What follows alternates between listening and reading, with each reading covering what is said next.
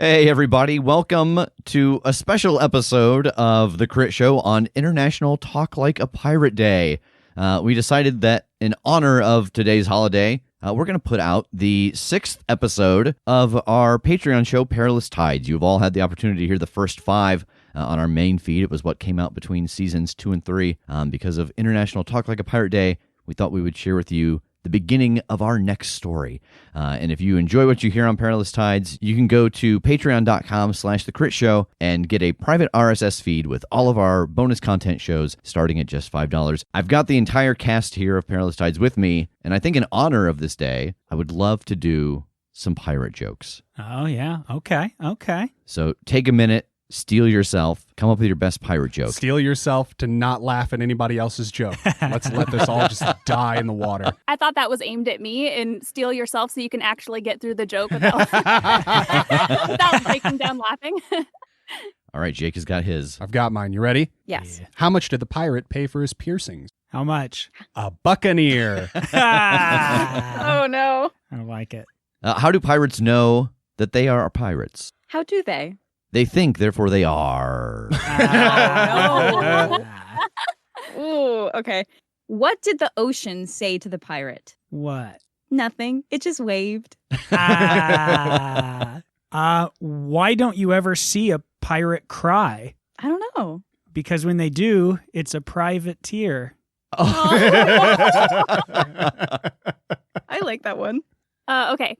What's a pirate's favorite element? What? Okay,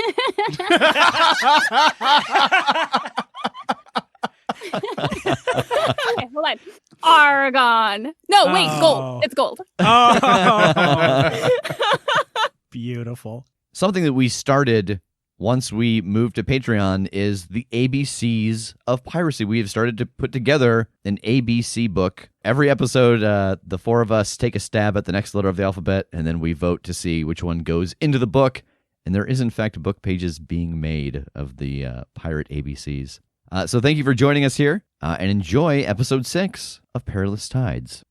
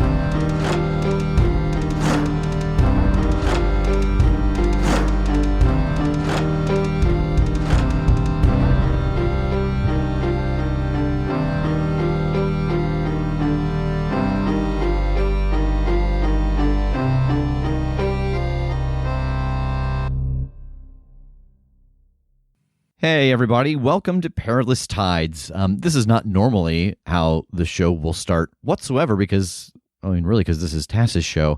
But before we actually get into the game, I'm going to talk about a couple of logistic things. We had mentioned before, as we put this out on the main feed, that once we brought it into Patreon, we were going to start using the updated playbooks and move lists that Whistler had given us. So we're going to do that. Right now, we're going to do a little bit of kind of a loose retcon on a couple things. Some playbook moves have changed. There are playbooks now for ships. A lot of just little mechanical changes. And we will make those changes kind of between story arcs. Whistler's going to keep sending us updates as the playtest goes on and as they listen to us run it. And so between story arcs, we might do just a little kind of touch in about, hey, this has changed, so this mechanic works slightly different. We will do as much as we can of that, not in the episode. We'll do it all beforehand, so then once we're into the episode, we're just getting the gameplay and the antics.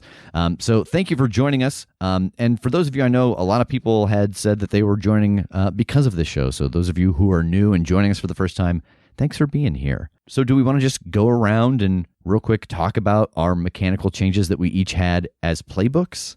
Yeah, so I think the biggest one is that they did away with pirates entirely. Yes. So this is now a farming simulator. Finally. Finally, thank God. I mean, and the response that we got to the four of us playing Stardew Valley, I still think it'll go over pretty well. So not much really changed for me for the captain. Stats are the same. Kit is the same, except that they've done away with guild. So they've kind of replaced coin and guild with treasure and hoard. So instead of having a guild, I have a treasure now. One of my moves, my white whale move, that was kind of what my obsession was, has been rolled back into just the questions that you answer. My grand ambition, I would choose between claiming a mythic treasure, vanquishing a powerful foe, or claiming a great title. So that is now just vanquish a powerful foe. But the lore is the same. I lost a move. We don't have bond moves anymore. Those have been either rolled into other things or done away with or sort of rephrased. What we have now are finale moves. So the finale move that I have is basically what my white whale move was. It is taking a big step towards my ambition. I can lose some bond with a crewmate and get some extra dice to use in pursuing that opportunity. And if I fulfill my grand ambition, I undergo a major change. Probably I'm not the captain anymore. Beyond that, my starting special is the same. They limited the number of vices we have, but the ones that I do have, I had before. Pirate's Vice and Obsessed stay. Still got Recruit, still got Command, still got a lot of the same advanced moves to choose from, and a couple of new ones. Also, I handled my level up incorrectly. You need 5 plus, like, the level you're trying to get to, so I needed 6 XP, so I've just scratched my +1 blood for now. Excellent. Megan, what changed for you? Almost everything stayed the same for me, except for, so we had weaknesses before, and those are now called vices. And before we each had 6, I believe, and now we are down to 4. And what 2 did it leave you with that are set besides the 2 that are open? So the 2 that are established are pissed and bloodthirsty. So when I'm pissed, I'm compelled when insulted, and I fly into a rage and do something dumb. And then bloodthirsty I had before as well, and that is compel when angry and attempt murder. One thing to note about me and Megan, our shared history with the banana company, that is actually my question that got replaced. So I no longer own the banana company, but sort of our history about it still stands. She still worked for it, and rather than me like operating it, it is just something that I am kind of hands-off involved in, but it is not mine. That you ordered from a lot. I ordered takeout from a lot. He was a big banana breakfast fan. And my finale move is when you lose control and break something, you may lose 1 base bond with a crewmate you hurt. If you do, clear all vices. And when you sacrifice yourself to save your crew, choose 1. Either the crew, the gods, or the sea returns you to life. What is your new power? What is your new scar? Or you are reborn. Take the veteran move. Outstanding. Yeah, I think that's everything for me. All right. Kim, what switched for you? Quite a lot switched for me, actually, but all good things. The most important thing, though, is that the demon in my hand persists. So, thank God. Infernal Hunger was unchanged. My 2 established vices are hallucinations, which is compel upon specific trigger, hallucinate and believe it's real, which is cleared by appeasing my demon, and the bedeviled weakness, compel, when your demon feels or desires something, feel or desire the same, which is cleared by a hard-won moment of humanity. I gained a new starting playbook move called Rotes. Your demon gives you rote abilities that you can use at any time. At character creation, choose 2. So I chose, you can speak telepathically to someone if you can see them, and you can telepathically pick up or manipulate small objects if you can see them. So those are essentially kind of like cantrips for anyone who's played like like Pathfinder or whatever. They're just sort of like little magical things I can do all the time. And whenever you take 1 base bond with your demon, choose an additional rote. Whenever you lose 1 base bond with your demon, lose a rote. So because I have 1 base bond with Monty right now, I get an extra rote, which is you make brief minor illusions. My finale move When you ask your demon for power, you may lose 1 base bond with a crewmate you've forsaken. If you do, your demon will give you one of the following. Use of 1 luck dark magician power that you can use without rolling or spending luck until the end of the scene, or another similar boon. And finally, when you gain the strength to fight your demon, choose 1. Use it to gain power. In exchange for this strength, your demon will give you use of 1 luck dark magician power that you may use at any time without rolling or spending luck, or another similar boon. Mark all luck and start again. Or use it to expel your demon from yourself. Lose all base bond with it and take the veteran move. But beyond that, it's all pretty similar. Oh, wait. One of my questions has changed. Okay. I used to have 1 crewmate knows your secret. I think we should still just keep that in the fiction. Sure. But my additional question is now, one of your crewmates knows your demon's true weakness. What is it? And I think that, Sayer is a kind of experienced sailor and knows a lot about the world and a lot about magic in the world. I feel like Sayer might know the demon's true weakness. So the question is, does Ada know? I mean, I feel like if Ada knew, then this demon wouldn't still be in their family line. I don't think she knows the weakness. Okay, so then do you, Kim, want to know? Oh, I think it's more fun if I don't know. All right. Yeah, because I think, at least canonically, I don't know she has a demon. I just happen to know its weakness once I find out she has it. Sure, I like that a lot. Yeah, and one thing that I'm going to change from episode 5. Now that bond is a little harder to get with people, I'm going to change my my end of session bonus. I initially marked 1 experience. I'm going to change that to gaining 1 bond with Theo, I think, because we had some good moments. She saved me from a burning ship. So, all right then, Rev, what do we have switched up for you? I'm actually going to do the same thing. I'm going to drop my point of experience, and I'm going to take Bond, and I'm going to take mine with Ada, because off the bat, she doubted the visions that Sayer was having, but then once Callahan vouched for him, she seemed to believe the other things that he was doing. She kind of leaned into the things that he was saying could be true, and so I think he trusts her a little more now. So my established vices are migraines. What can cure them is downtime. Compel, when hearing a loud noise, take 2 harm, or fall unconscious. Oh, man. Yeah. And Starstruck, I can clear that by making a foolish decision, and the ramification of that is the Fate picks another trigger for my question 2, which is when do I get a vision? And then as for my moves, my finale move is actually the same as my bond move was before, and then my 2 moves that I start with, Prophesize has changed just a little bit. I actually get 2 hold on a 10, and I can spend them on an unexpected ally appears, describe who it is. A great, terrible calamity befalls someone, describe it. If a crewmate missed a move, they can act as if they got a 10+, or there's no catch, meaning that it just happens and the thing. So basically, I got to spend that with another one I to make sure nothing bad happens. And then con, when you conduct your ship into danger, roll plus vinegar. On a hit, hold 2. On a 10+, hold 3. On a miss, you may hold 1 if you take a vice. As long as you're helming the ship, you can spend 1 hold to use one of the following effects, which lasts until you are out of danger. Your ship takes +1 armor. You and your crew take an automatic 10+ on a steering or scarpering. You and your crew mark 1 bond with your ship. The ship takes the Blessed and Locust tags. Manning the cannons can inflict 1 additional tag of your choice on enemies. And I lost the Star Color move because that has actually been wrapped up into the Star Chart moves. They are combined now. Nice. Okay. As far as the basic moves, a couple of little things have changed in those, just some of the options and the questions and, just the hold that are available to some of those moves. So nothing too crazy or major there. We can always hit those when we get to them. And the other real big one is the ship playbook.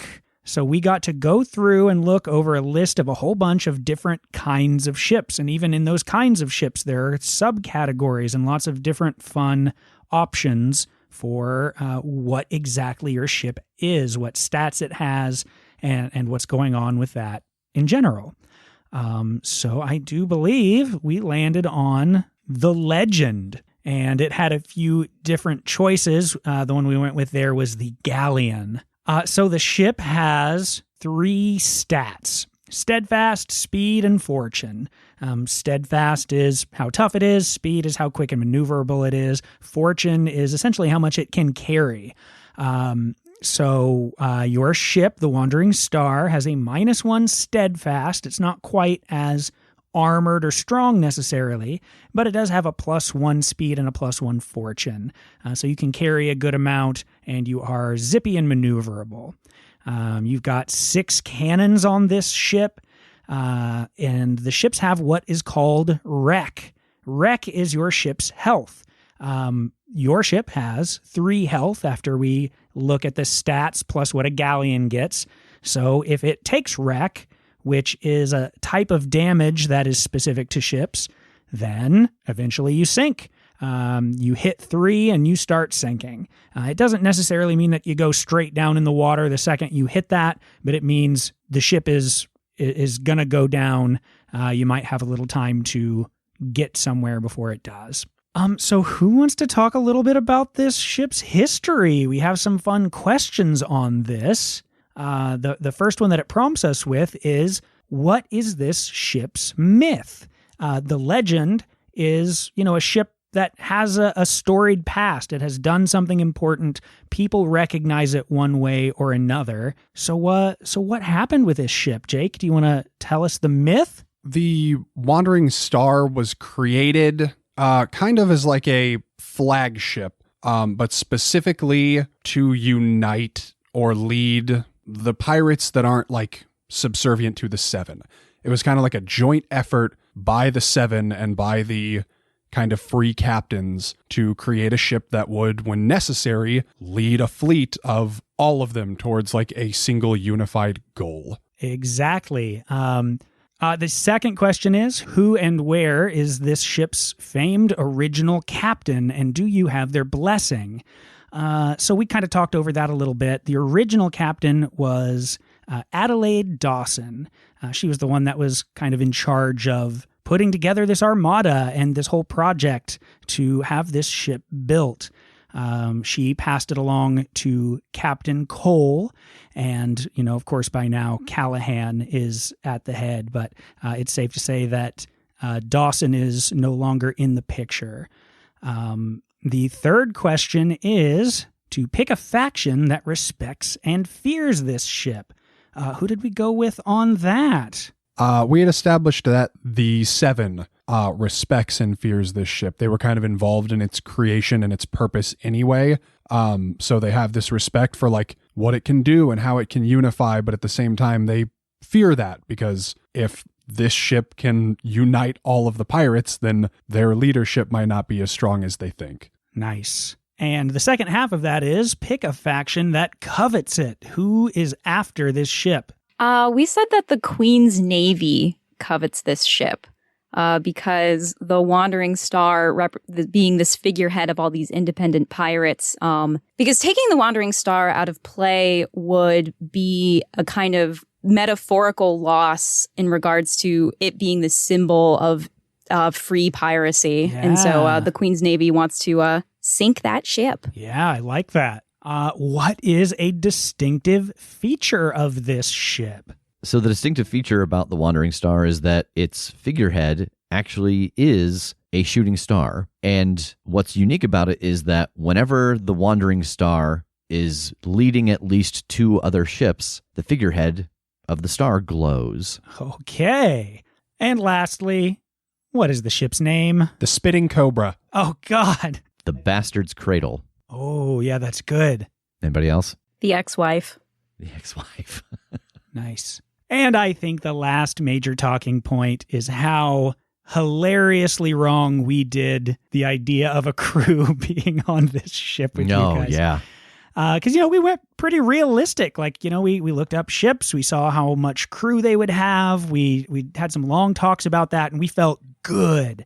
And so we had like a crew of, what was it, 50, 60 people, something like that. Something like that, yeah. And we got our ship playbooks here, and the galleon of the legend holds 6. Now, that's extra crew besides you all. So it kind of starts you out with 5 lackeys, and then you have, the capacity for 6, and then, of course, yourselves on top of that. So we do have 5 crew members that are always here ready to help you, each with their own tags. And we have met 2 of them already in the story. That is true. You have met your powder monkey, Ellen Booth. She's great with alchemy. She can make an awesome bomb and a few other alchemical concoctions. And you have met your bosun, David Douglas. And the others that we opted for, so that we had a little bit of everything on the ship that we need, is a quartermaster in the form of Lorelei Cormac. And we have a brother-sister team, a set of twins. Teresa Fly is your pistolier, so she is very handy in a fight, especially with firearms. And your healer, Elliot Fly, who has a little flair for some innate magic in the realm of healing. And I think if there's nothing else to recap, we have to go into our very, very first ABCs of piracy. Oh, man. So here's how this is going to work. Y'all are going to pitch me. Where's a good place to start? How about A? How about the letter A? A pirate term that starts with A with a little rhyme for it. Because we are filling out Theo's children's book of ABCs, yes, right? we are. Are we voting on the best one? I think so. I think we'll go around and I can be tiebreaker if needed. And then next episode, we'll jump to B. And of course, it's going to have to rhyme with the end of whichever one wins. Of course. Do we want to roll everybody roll a D6 to see who has to go first? Okay, I think that's fair. Rochambeau. I'll go last because I definitely did not forget to do this and eat a peanut butter and jelly sandwich instead while I was trying to come up with something. Who does high go first or low go first? I had instinctively thought low, like your number 1 you can choose. I like it. I got 1. I got 5. 4. 3. Okay. A is for aft, near the back of the ship. Ooh, very good. You rolled first. Who goes next? Rev. Okay. A is for albatross, a pirate's good luck. Ooh, okay. Who goes next? I think Megan's still writing hers, so I'm going to go next. There was a moment we could have been really piratey and cutthroaty and be like, okay, Megan, go. A is for anchor. Let's raise and set sail. Nice. A is for ahoy, a friendly hello. Nice. Oh, my God. I can't believe nobody went with R. That was my backup. Yeah. In case someone said That was my albatross. second one. But I am impressed that you skipped the obvious one and got some good stuff. No, R is conflict.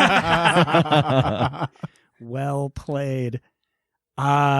Is everybody voting for themselves, or did any of them stand out?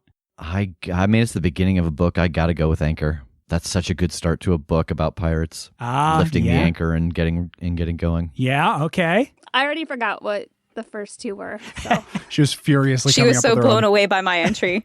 I was really busy trying to come up with a rhyme for ahoy. No, I do like anchor as well. Okay, that's 2 for Anchor. We just need 1 more. I like Anchor and Ahoy both as the starts of a book. Yeah. Yeah. All right, Kim, you can even out the vote elsewhere or go with yours, which is not a bad thing because you're a pirate, and that's super allowed. Or by default, you could vote for me or Jake and make yourself win and still look like you're voting for someone else. Because you're the only one with 2 votes. I think I'm gonna vote for Megan because I want Tass to do a tiebreaker. Oh, This backfired on him so beautifully. right out the gate. Well, that's okay. What was it he said about it's so great when I don't have to come up with things? I think it's Anchor. Okay. All right. Let it be recorded. Let's hear it once more so we know what we got to rhyme with next week. A is for anchor. Let's raise and set sail. You heard the lady. Anchor's up. Let's set sail. I think we pick up right where we left off. 3 of you have opened your letters. Sayer has noticed a new friend. Well, holy shit. I don't think this is how this was supposed to work. I'm going to bend down and start to examine it. As you do, it is baring its teeth at you, the spot that should be the flap where your pack opens, but it isn't aggressive. It's almost similar to when you had dealt with the chest. Baring its teeth was kind of a positive indication for you. With that in mind, I'm going to reach out and I'm going to pet the top of my backpack. And it like separates a little and the tongue lashes out like just a little bit and caresses your hand. Where exactly is your backpack? I think it is just on the ground next to my chair, so I'm just leaned over, kind of under the table almost. What are you doing? Oh, well, and I'm going to pick it up and plop it down on the table. What the fuck is that? Oh my god. Don't think it was supposed to work this way, but this could be interesting. And I'm going to try to feed it some of my chicken. I don't think this is how this works. You don't eat, do you? It takes it and it seems to be like tasting it with the tongue, like fully venom style out of its mouth. And it kind of shakes happily and then eventually just drops it when it's just a dry piece of chicken. Oh, interesting. Is it friendly? I think so. It let me pet it. Is it yours now? I'm going to reach towards it as if I'm going to try to open my backpack. Yeah, it starts to open its mouth for you. It's just a stomach. I don't know how much of this I want to ask. What does it look like inside? Ghoulish. It's drier than you'd think. Like it does. It's kind of like just looking into a big, wide open mouth, except there isn't the hole at the, there isn't the esophagus. The tongue is attached to the bottom. And, it even retracts the tongue a little bit like inside so that it curls up very tight and small. And there's a lot of space. And all around the lip are lots and lots of little razor teeth, just like the chest had. Yeah, I'll reach inside and pull out one of my scrolls and then put it back and then scoot it towards Callahan. You try. I don't think I want to do that. Oh, I mean, how else am I going to find out? I will reach very slowly and gingerly towards the backpack. This time when it bares its teeth, it doesn't seem very friendly. Nope, not for me. Interesting. I got to come up with a name for you. I mean, not now. I gotta get to know it for a while. You gotta live with a pet sometimes before you. So, anyone? Good news? Yeah, I need another drink. I'm gonna go to the bar. Yeah, I will just look to Ada then, see what she's got to say about what was in her letter as I casually fold mine up and tuck it inside my jacket. Yeah, I think I set my letter down on the table and kind of without even sort of thinking about it, the letter just kind of crumples up all by itself without me touching it. Nice. And I look up. Do you remember how I talked about that man who gave me information about the anvil? Yes. Well, I took him for an easy mark and got some coin out of him, and I did not realize that he was a member of the Sharks. That one's on me. Sorry. So, what does the letter say? He gave me some money, and then I kind of stood him up, and he wasn't very happy about that. So, what? He just wants his money back? He didn't really say what he wanted, just that the Sharks don't appreciate paying for something and then being stood up. Well, I'm just kind of looking around at everybody at the table, like, hoping for suggestions. Maybe you just leave the money here with a note with the barkeep and an apology, and maybe that'll do it. Yes. Write him a letter, make something up, a reason why you couldn't be there. Maybe pay back a little bit of interest just to make him feel better. But I really want to keep the money. I'll set down drinks for everybody, and I'll ask her, what exactly did you promise him for this money? I just promised that I'd read his fortune and, So, write out his fortune with the apology and the money and say, this one's on the house. Tristan, it doesn't work like that. The person has to shuffle the cards and think of a question. I can't just make one up. You absolutely can just make one up. Oh, no. Tell him that you couldn't be there because of what your stars said that day. Yes, invoke the stars. All right. That's very, very good. Okay. I'm going to pull out a piece of paper and just start writing as I'm sipping my drink. Awesome. I mean, hell, maybe he's still here somewhere. Maybe you can just go apologize in person. Oh, maybe. What's the name of the bartender again? Vicky. Vicky. I'm going to sort of wave at Vicky and ask her, Vicky, is Thomas, the gentleman I was talking to, is he still on the island? No, I haven't seen him in 3 or 4 days at least. I mean, he might be around, but he isn't downtown Clearwater. Last time you saw him, did he look put off or anything? No, not really put off. Last time I saw him, he dropped this off. He kind of had a little swagger, actually. Swagger? I'm kind of offended. I wanted him to be upset. I'd have called it that dangerous kind of swagger. I'd say you probably upset him. All right. You know, you don't want him to be upset. Like, I know that you want him to be upset, but like... Look at me, Theo. I want them to be upset. I don't... Why? Because it means that he liked me. I'm going to keep writing. All right, I've come up with 3 so far. Bagenthal, Sackington, or Patricia. Why? Do all 3. Just first, middle, and last.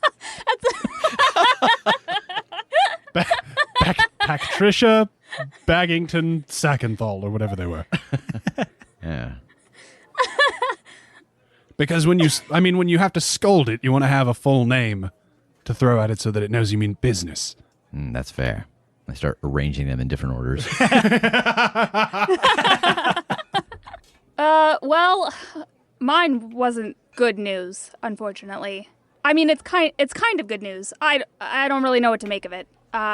My disguise was seen through, on the ship. What?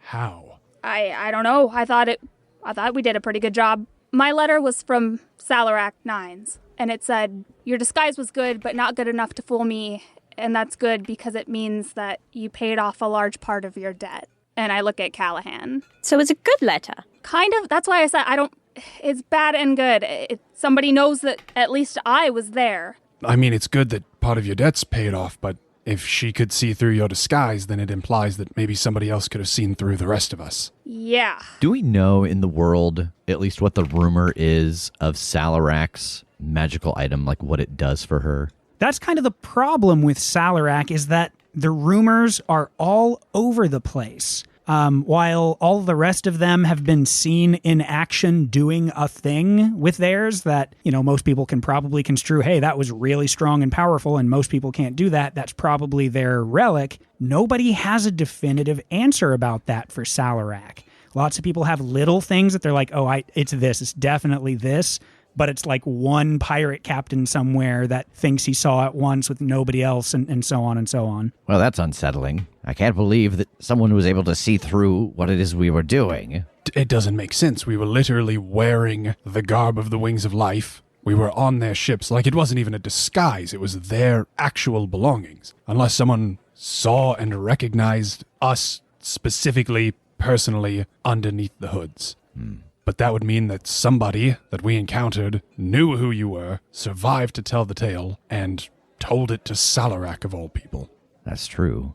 Or maybe she's scrying on you. Maybe when you got your tattoo, she found a way to get a little bit of the blood. I put my hand under the table. So she can only see through the... Awesome. Maybe you should get a pair of gloves like Ada, just in case. I keep breaking them. It's true. The calf skin is not great for if you're going to punch a lot. Maybe it's all in the stitching. I'm sorry. I like to feel like I know things about things. Well, what about you? What about me? Your letter. Oh, just a love note. From who? A gentleman never kisses and tells. I just kind of tapped the letter in my pocket. Yes, I know, but we're asking you, Callahan. That was good. Even Vicky gives a heh. She's just standing here the whole time. Oh, yeah, she's behind the bar. She's like, wait, you guys are disguised as the what now? You did what? Where? Who? Furious scribbling. It's about this time that you start to hear a bell toll. It's not unusual to hear a bell tolling through the town, especially on the hour, but it is very specifically not on the hour. And it tolls 7 times, which is indication in Clearwater that a member of the 7 is pulling into the bay. But no indication of which member. No, it's just the 7 bells to let you know that one of them is here. I'm going to pick up Bagenthal and head towards the door. Beautiful. Yeah, I'll finish off my drink and then walk out because I want to know who it is. I'm going to finish off my the letter that I was writing to Thomas.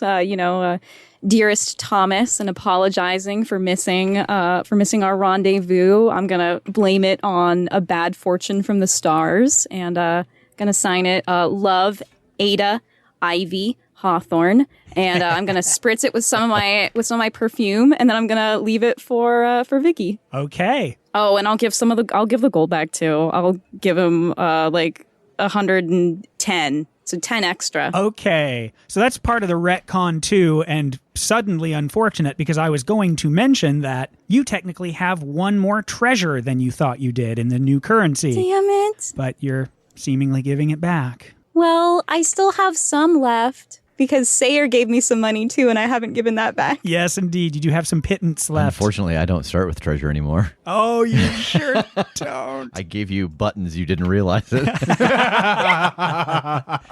This is currency where I come from. Where do you come from? The land of misfit toys? But Vicky takes it and gives you a nod. I'll pass it along. All right, thank you. I follow her out. All right, everybody just rushing for the docks. Yeah. You can see that the town's in a little bit of a tizzy again, hearing the bells, and there's lots of people kind of roaming out of their homes or out of their shops to glance down the boulevard. And as you round the corner to the main part of the dock, you watch as the ship of Esme the Hewer pulls into the dock on a large ship called the Winter's Maw. Theo lets out a sigh of relief when she sees that. Okay. What do we know of Esme the Hewer? You know that she is definitely the most aggressive of the seven. She is called the Hewer because of the massive battle axe that she uses in battle. It's this huge double-sided thing with this special, like, light blue steel. And you are definitely aware of what her relic does, at least, not necessarily what it is, but she uses it liberally in battle.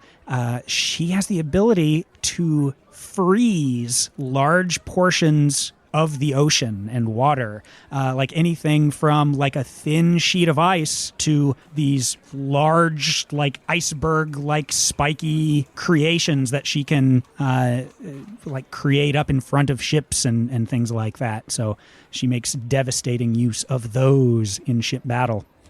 Is there an eventual fire and ice battle in my future? Oh, very potentially. So, is she to be avoided? I don't think so, unless you have a very specific reason to avoid her. Like, you know, if she is after something that you have, or if you have done something to cause her pain or ire, then absolutely she's a tough customer. But yeah, not just in general necessarily. One of the big key things here is it's odd to see her at all because her territory is the far north. She hails from Farhearth. So she lives up where it's at least a little colder, and this is nearly the opposite side of not the world from you, but at least the known islands here. Does anybody have beef with Esme? Not that I'm aware of. Not that I know of. No. Oh, great. How do we want to play this? I mean, we don't technically have to interact with her at all if we don't want to, but I'm awfully curious why she's here. I think as you're asking that question, some of the dock workers that are down right near where she has docked, they're, of course, helping get the boat pulled in and just everything settled. And you see several of them, like, glancing around, and at least one of them stops and points in all of your direction and looks back up to the ship and kind of gives a solid nod and back over and, kind of covers his eyes and gives another solid nod again, pointing directly at you four. Everybody sure about that whole no beef with her thing? Hey, I said as far as I was aware. Tristan is she who the letter was from. Oh, it all makes sense. No, come on, think for a moment. If the letter she would have brought it, or not, no, it's not from her. Well, it could have been like a wait here letter. I'll be there in days. It's not from her. It's fine. Drop it. I have a genuine question, and this might sound like I'm being an ass. No? What purpose did ringing the bell serve if she's already docked? No, that's not a mean question. You're not being an ass. I think it's just a general call for people that might be concerned about it to do exactly what you saw. People are poking their heads out of businesses and stuff to see who's here And if they should be worried, they have the heads up to do what they've got to do. So it's perceived differently by each side. Absolutely. The pirate lords see it as like, yes, I have arrived. It's my announcement. And the other people are like, no, this is just a little bit of a heads up. Yeah, exactly. And like this isn't, you would know that this isn't lost on her either. Because this is Clearwater. This is, this is the place that people can come to feel safe no matter where they're from. But that doesn't mean that eyes aren't on everyone coming in and out as well. Well, I guess I'll start making my way towards her ship. You all don't have to come along if you don't want to, but it seems like clearly they want to speak to one of us. So I can go be the welcome party if that's fine with everyone else. I'm coming with. I knew it. Trist. I know, and missed the chance of seeing you and your former ex-mate. No. Is not. She's far too frosty for me. I don't know if they're going to follow me or not, but I'm going to start heading that direction. Okay. I'm following. Okay. Yeah, I'm coming with. Yeah, following. You make your way down, and the questioning crowds, the people that had kind of gathered up to see what was going on, have mostly dispersed at this point, or in some very few cases, probably noticeably sprinted away. But as you get down there, the ship is fully docked by now, and this very imposing woman comes marching onto the dock and towards you. She's just over 6 feet tall. She has fiery red hair, very long and twisted in these intricate braids all the way down her back. She's wearing furs, but like much lighter. Like this is a warm climate. It looks like she's used to something thicker and more ornate, but she has shed that for this climate. And across her back is that massive double-sided axe. She sees you coming and gives kind of an impressed little half smile and nod, and walks up with a handout offering a shake. I will shake it. Welcome to Clearwater. What can we do for you? Well, what you can do for me is maybe a job if you'd like to get some payment. I'm interested. All right. Do you have somewhere you like to relax here, or would you like to come back onto the ship? Oh, let's go have a drink and a conversation at the Chandelier. All right. And she follows you up.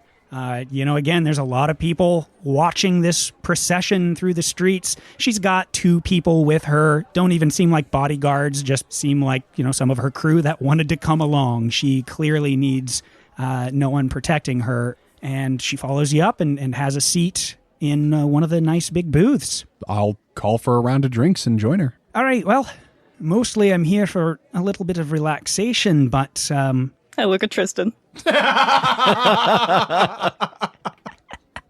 I figured I'd get a little done while I was here as well, and I heard you all were here for a while. You clearly heard correctly. You do quite a lot. You've got a little bit of a name for yourselves, at least among those of us that are paying attention. Likewise. Thank you. Are you in the business of hunting folk down? Depends what sort of folk. I am not going to ask you to kill anyone, mostly to find someone, at least sink their ship for me, and get the goods that they have taken and keep some and bring some back. That sounds straightforward enough, and like the sort of thing we might do. Who is it? His name's Captain Terhune. He was in the process of joining my cruise, and it would seem that he was doing so under some kind of guise, because he's stolen one of my ships, albeit a fairly shitty one, and one of my favourite weapons, along with quite a lot of my gold. The gold I'm not as worried about, but I'd love that weapon back, and if you bring it back to me, along with the flag from the top of that ship, I'll pay you twice what the weapon's worth. I will kind of give a look around to the rest of my crew at the table here to see if they seem like they're into this idea. Shrug. I mean, this seems like a pretty easy gig. Why not just, no offense, do it yourself? Ah, yes. Well, that's a good question. Unfortunately, he got ahead of us enough that now he's going to the territories of who I assume he defected to, one of the other 7, Dianaya Grace. And she's got quite a bit larger force than I have. So I would rather not stir up trouble over a one ship, but, I mean, I wouldn't mind sending you all in. You have no affiliations with which to be tracked back, so... What do we know about Deianaya Gress's situation? You know that Deianaya has a fairly large crew, but not necessarily very impressive ships. She just has a lot of ships that are small, fast, maneuverable. And it is fairly well known what she can do as well. It's actually kind of similar to what you dealt with controlling the skeletons with a mask.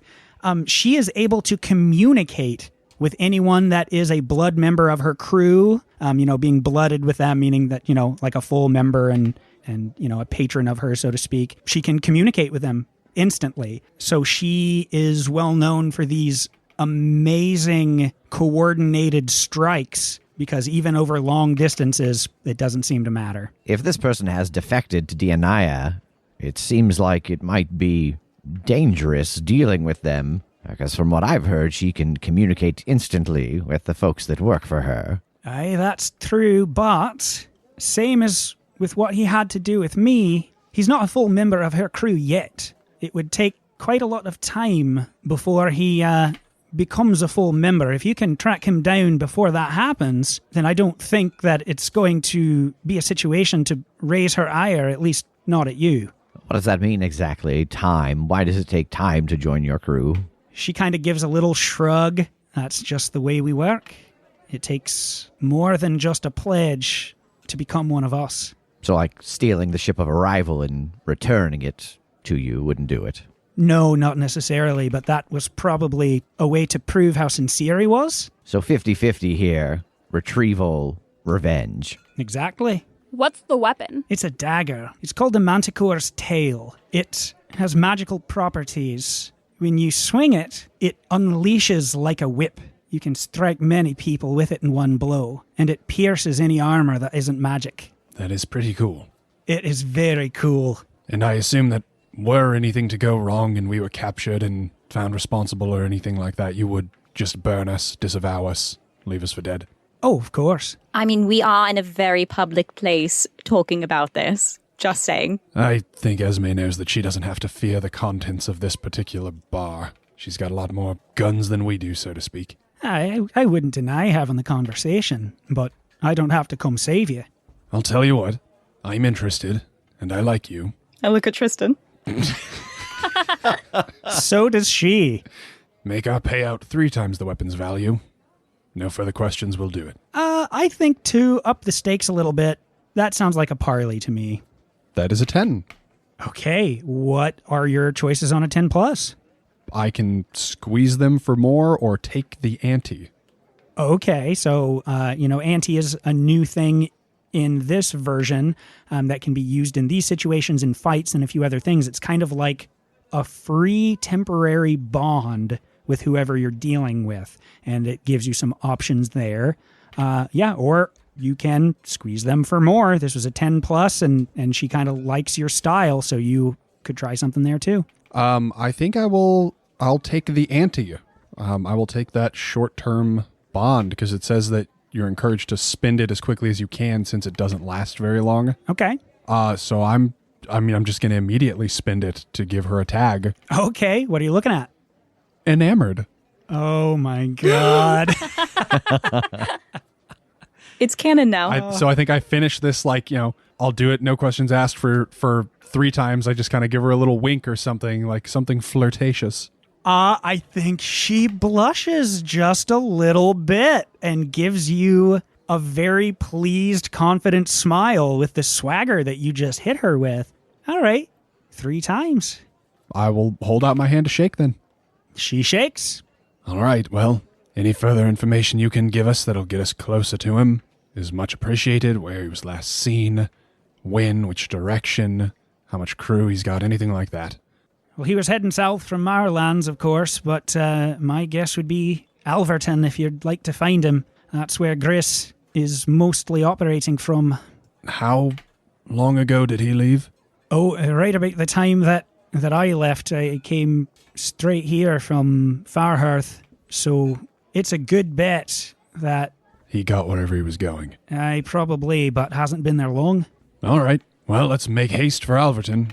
See if we can track Terhune down and try to avoid an international incident while we're at it. What's the name of the ship he's on? The Pauper's Coin.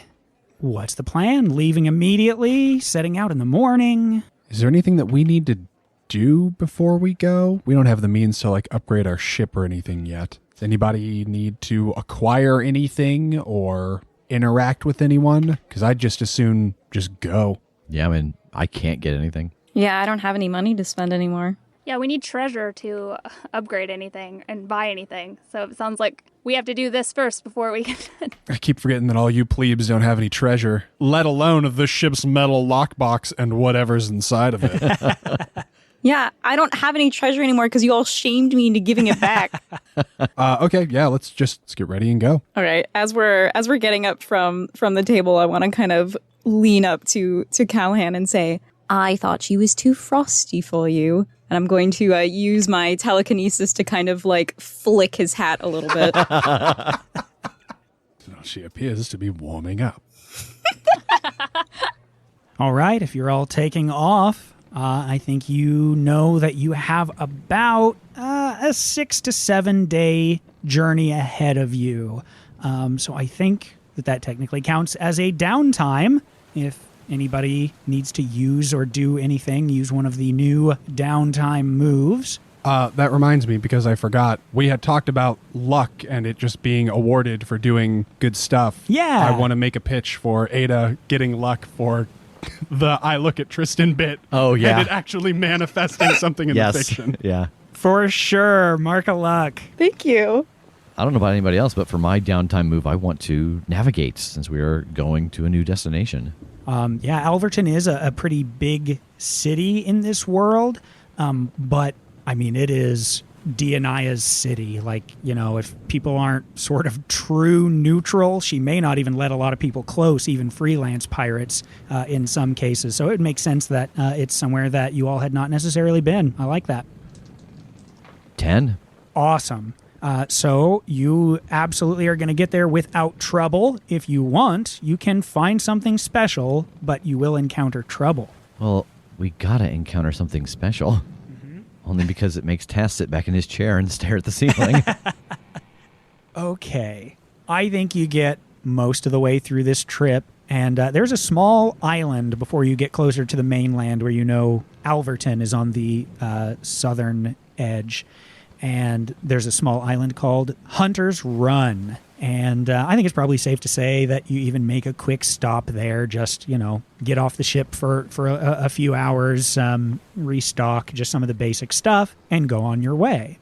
As you're heading east and around that far east edge of Hunter's Run and about to branch away from the island and up towards Alverton, I think you all see a ship that you would recognize that's pulled out. It's a little ways away from the shore, but not too far, you know, just a short rowboat's distance away. It's the Queen's Lance. And out on the bowsprit, waving in your direction, is its captain, Bratton Reese. Very distantly, you're hearing, hi, hello, come on, come here.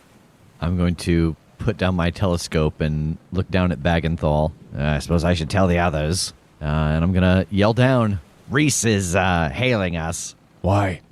He didn't say.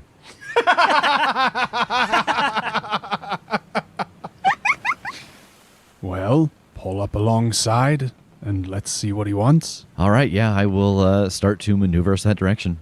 Okay, I think you pull up alongside the Queen's Lance, and he is leaning against the rail, giving you a friendly smile and wave. Fancy meeting you out here. What are you doing out here? Why were you waving at us? Oh, well, you know, I noticed you and thought, hey, I'm about to do something dangerous. I could use a little bit of help. It's not that bad, you know. I think a few of us can take care of it quickly. What sort of dangerous thing? I have found a treasure map, and it is not far, maybe a mile or so inland from this exact point, and I believe that there is something buried, something valuable. The problem is, and he is cut off by a horrifying shriek, and as you look towards the island, bursting up from the tree line just beyond the beach are about a dozen harpies flying your way.